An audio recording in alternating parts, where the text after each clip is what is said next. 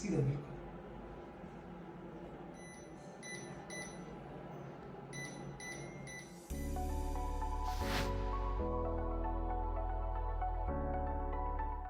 Hi friends, अक्सर जब हम हॉस्पिटल में जाते हैं आई ट्रीटमेंट या आई चेकअप के लिए तो बहुत बार हमें आँख के हीरे की मोटाई के चेकअप के लिए कहा जाता है, जिसे कि पैकीमेट्री बोलते हैं।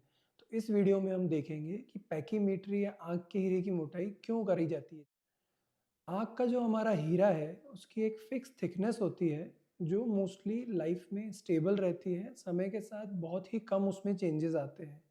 ये स्पेशली 4 कंडीशंस में हेल्प करती है आँख के हीरे की मोटाई। इसको चेक करने के 2 तरीके होते हैं, एक अल्ट्रासाउंड तरीके से जिसे पैकीमेट्री बोलते हैं, और आजकल शीमफ्लग इमेजिंग करके भी नई टेक्निक्स आ गई हैं जैसे पेंटाकैम, जिससे जस्ट फ़ोटो खींचने से ही आपको डायरेक्टली पैकीमेट्री मिल जाती है। इसमें गोल्ड स्टैंडर्ड डेफ़िनेटली आज भी अल्ट्रासाउंड वाली है, जिसमें आपको एग्ज़ैक्ट थिकनेस पता चल जाती है। देयर आर 4 वेज़ जहाँ पे हम इसको यूज़ करते हैं। सबसे इम्पोर्टेंट, आप लेसिक या चश्मा हटाने के ऑपरेशन के लिए, वहाँ पे आँख के हीरे की मोटाई बहुत ज़्यादा इम्पोर्टेंट होती है कि सभी ऑपरेशन क्योंकि आँख के हीरे पे होते हैं। तो किसी का अगर आँख का हीरा 500 माइक्रोन्स में नापा जाता है इसको, तो 500 माइक्रोन से कम है या 480 माइक्रोन से कम है, तो नॉर्मली उन पेशेंट्स में हम लेसिक या पीआरके अवॉइड करते हैं।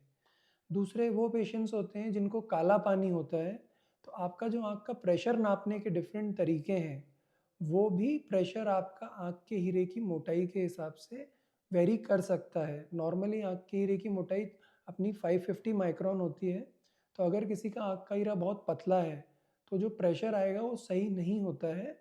उस पतले हीरे के हिसाब से उस प्रेशर को करेक्ट करा जाता है, उसका एक चार्ट होता है, उसी हिसाब से डॉक्टर आपको सही प्रेशर बताता है।